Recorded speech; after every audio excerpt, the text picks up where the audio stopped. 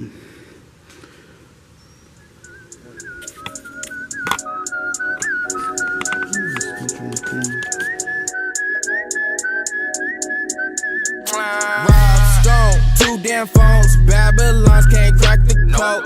back. Today I'm going to be working on the cylinder block. I want to clean up any mating surfaces. I also want to get pistons installed, want to get the crank installed, new bearings, make sure that we get everything on the cylinder block buttoned up. I would like to get to the oil pan today. I'm going to clean up the outside and make sure that everything's ready to go, and then I may be able to install the cylinder head. In the last video, I finished assembly on the cylinder head. I still need to clean this up. I want to wait till I get it mounted to the cylinder block before I clean up all these surfaces, and I'll do the entire block and head at the same time. I'll also cut this area out so I could see my cam gears. I may go ahead and just cut that straight. I wanted to follow the curvature of the cam gears, but it didn't come out as good as I wanted it to. It doesn't look bad, but it's not up to my standards, so I'm going to cut this whole piece off here on the edge. I might not get to that today though. The block is ready to go on the engine stand. I've taped off the mating surface from the cylinder head. When I clean that, I'll untape that. But to get this started, I'm going to turn this over and pull the crank out, and then we'll start boring the cylinder walls.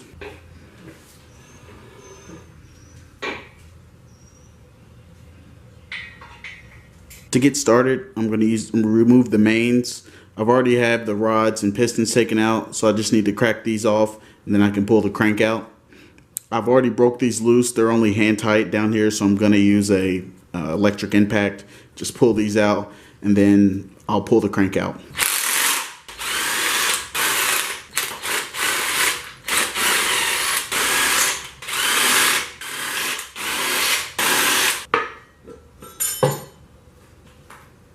Now I've already put bearings in here. They are ACL race bearings. I'm going to remove these because I need to bore the cylinder walls out. And when I bore the cylinder walls out, I don't want anything in the block because I'll then have to clean the block, and I don't want to get anything on the bearings. Next, I just have to remove these oil squirters.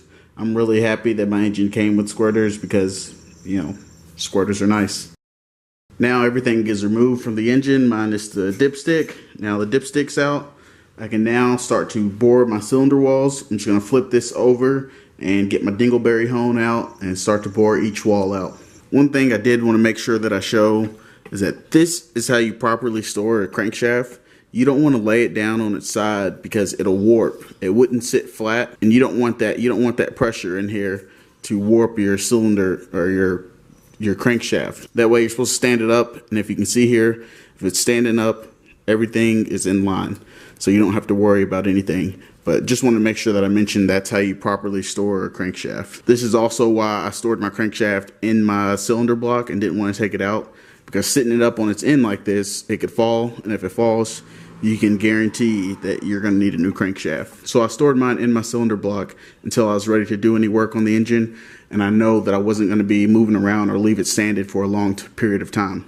To deglaze the cylinder walls, what I'm going to be using is a dingleberry hone. I'm going to spray this down with WD-40. I'll also spray down the cylinder wall with WD-40, and I just want to deglaze them. I know I said bore earlier, but I just want to deglaze them, put fresh scratches on there so I can seat my piston rings. And this won't take long. It is only going to take off a very fine amount of the cylinder wall, and it'll just etch it with those scratches that you want so that you can seat your piston rings.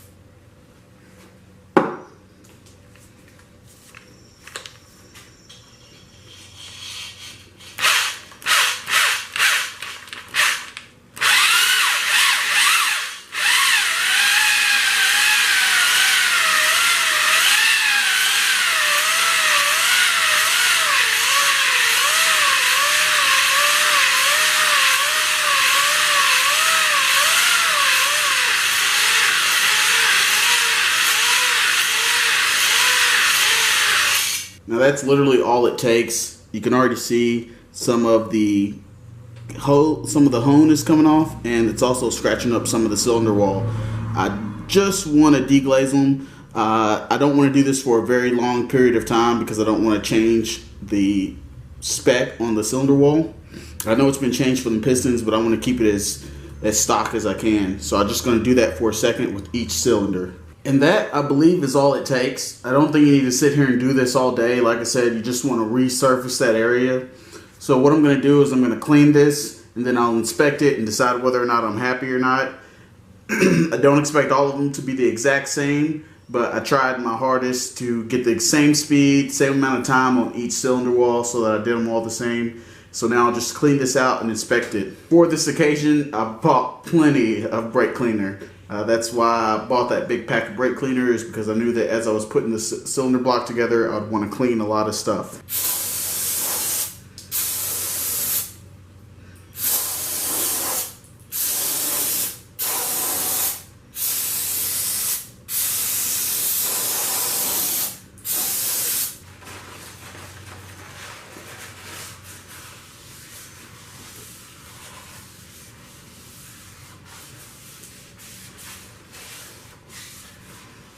Now, I'm not sure if this will show up on camera, but I do have a nice glaze in here. There are some areas where I'd like it to be a little bit more etched.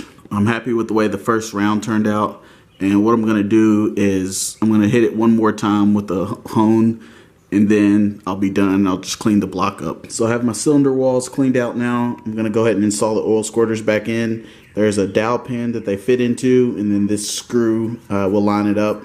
I'm going to get all those ran down, and then I can throw my crank in and start to measure my bearing clearances. Alright, I now have my crank laying in the cylinder block.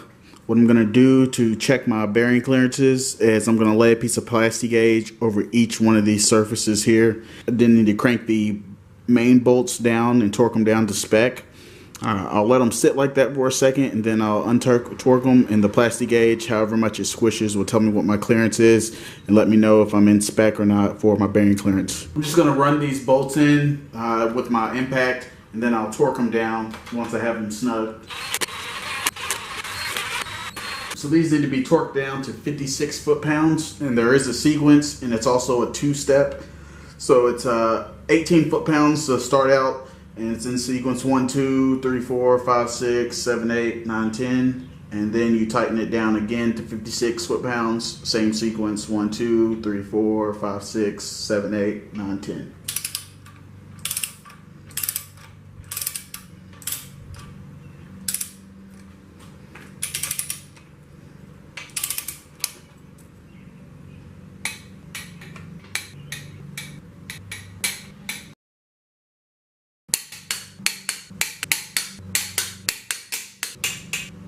My main caps are all torqued down now, and I'll let it sit for, I don't know, 5 minutes or so, and then I'll untorque them, check my plastic gauge, and see what my clearances are. And with the magic of video editing, so as you can see, my plastic gauge is spread out, and what I'll do is measure it with the gauge that came with the plastic gauge kit, and that'll let me know whether or not my clearances are okay.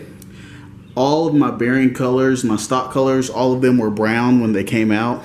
One was green, and judging from the thickness of the plastic gauge, just by looks, I think this is my green plastic gauge because it's spread out a lot more than all the rest. So I'm going to check this, and then I'll be right back.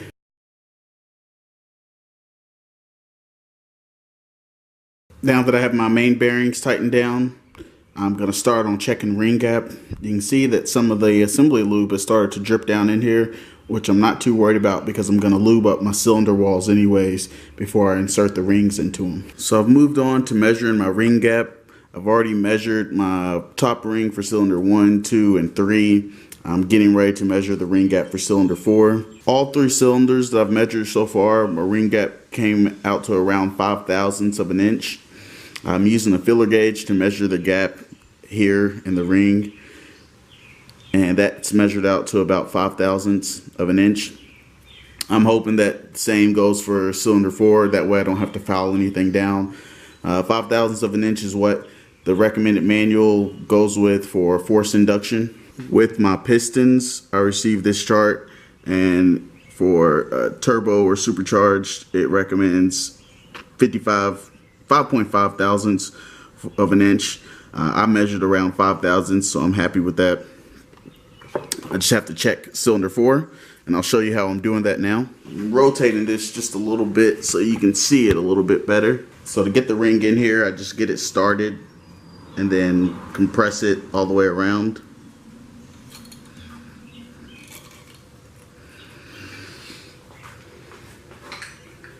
To make sure that it's even, I'm using one of the pistons and just pressing it down into the cylinder wall. And I've just been using it going about halfway down.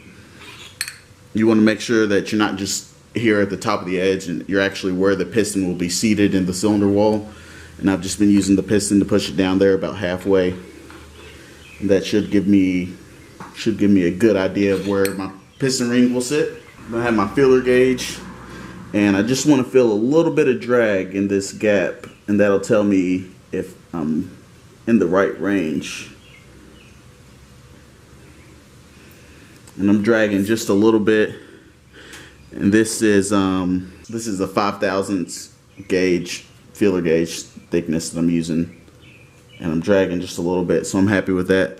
If I wasn't dragging, that would mean that I took out too much material out of the cylinder walls when I honed it. So I'm glad I didn't sit on that hone for a long time, and my piston ring gap is about right. I've now went ahead to measuring my second ring gap, and it says, according to the CP chart, it says that it needs to be 4 to 8 thousandths larger of a gap than my top ring. So what I'm doing is I'm putting them all in. I have my feeler gauge. So far, these have all measured okay. They are within the range of the 4 to 8 thousandths larger than my top ring. So I just have to make sure that this last one on cylinder 4 is within range. And I will measure this the same way, but just so you can see it. Also on the second ring, it actually has a hook on it, so you can tell it apart from the first ring. And the hook actually scrapes oil back down away from the combustion chamber.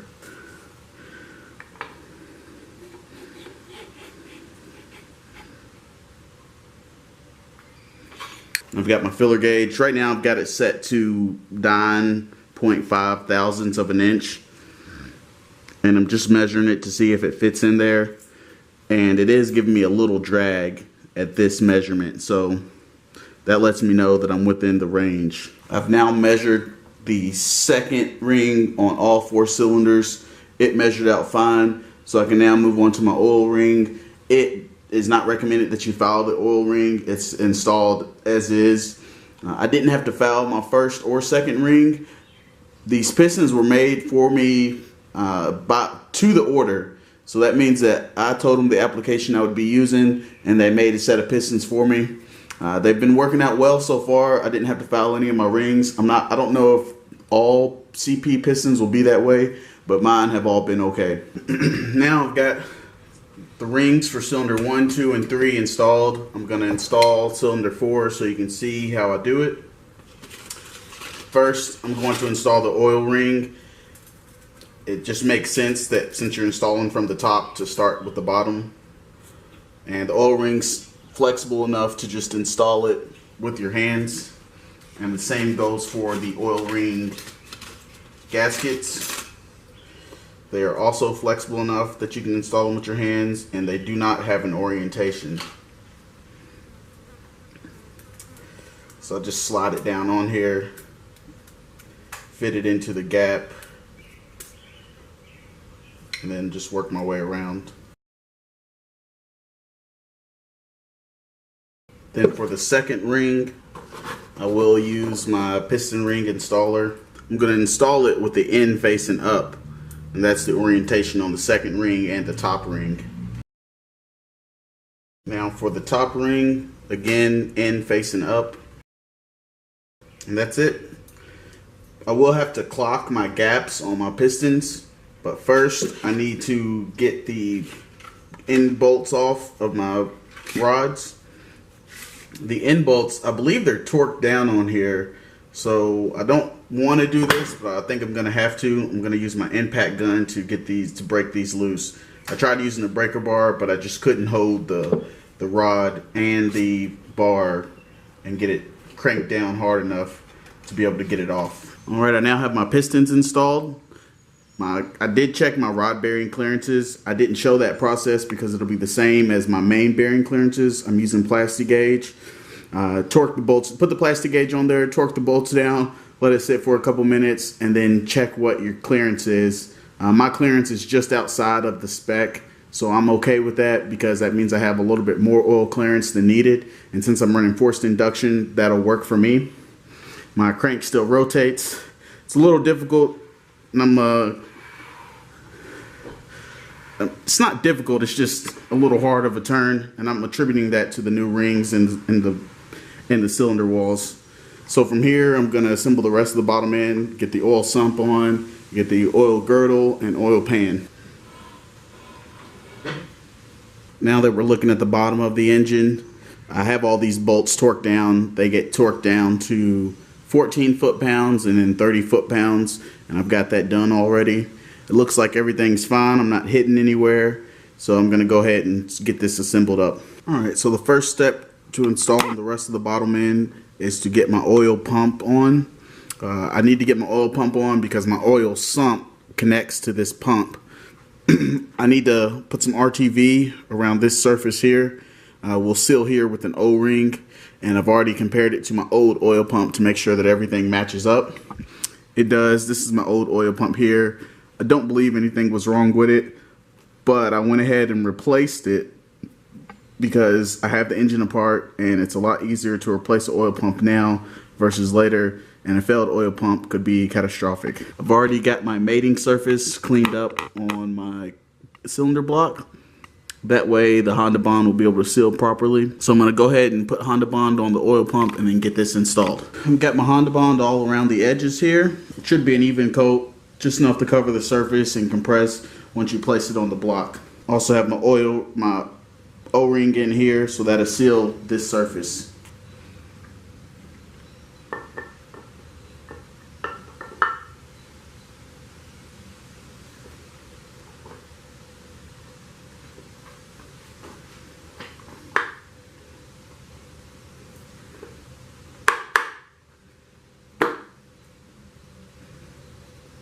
Now I can bolt it up, and I have my bolts for my oil pump labeled in a baggie. Couldn't find a torque spec for these bolts. They're only 10mm bolts, so I'm just gonna crank them down to 10 foot-pounds. That way they're all even, and I have even pressure all along the oil pump. Next, I can install the oil baffle plate. These are also 10mm bolts, and I'm going to crank these down to 10 foot-pounds also. I'm going to install the oil pickup, and I'm going to place my new gasket on there.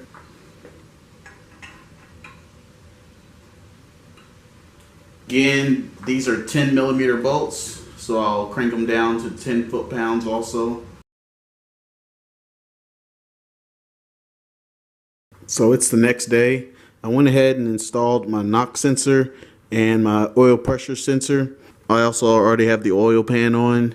I went ahead and installed the ARP head bolts, and these are just hand tight down in here. I'm about to install the cylinder head, but first we're going to be using some copper sealant on the cylinder head gasket. I'm going to use this just because I want to guarantee myself that my head gasket's not going to leak. This is an OEM head gasket, so this is just a little extra assurance. I'm just going to spray this down and then lay it on the head, and then we'll get the cylinder head installed.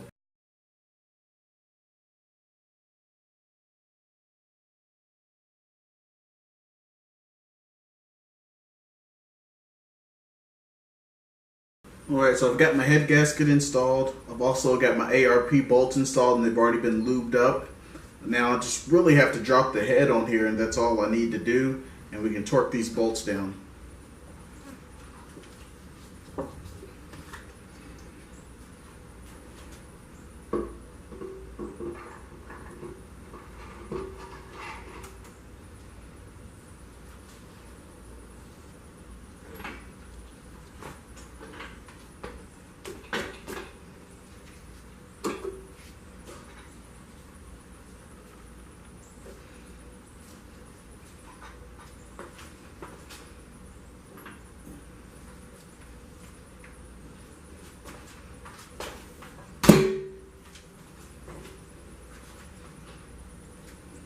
Torque sequence I'm going to use is 30, 60, 80 foot-pounds.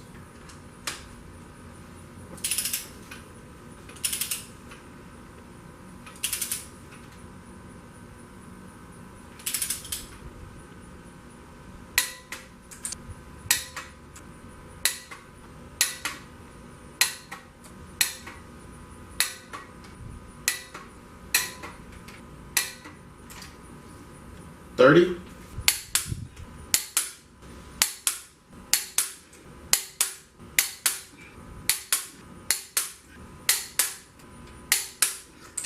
$60.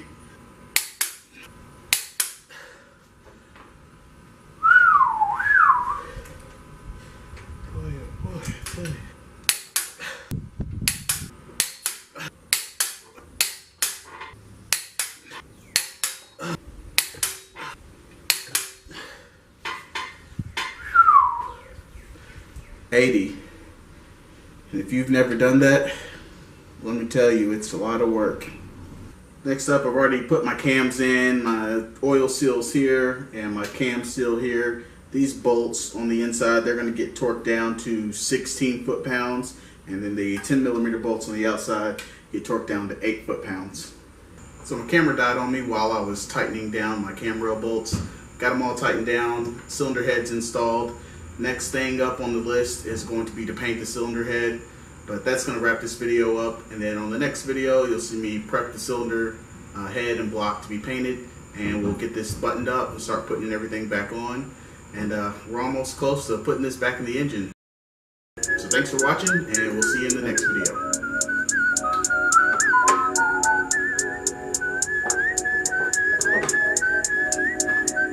Rob Stone, 2 damn phones, Babylons can't crack the code.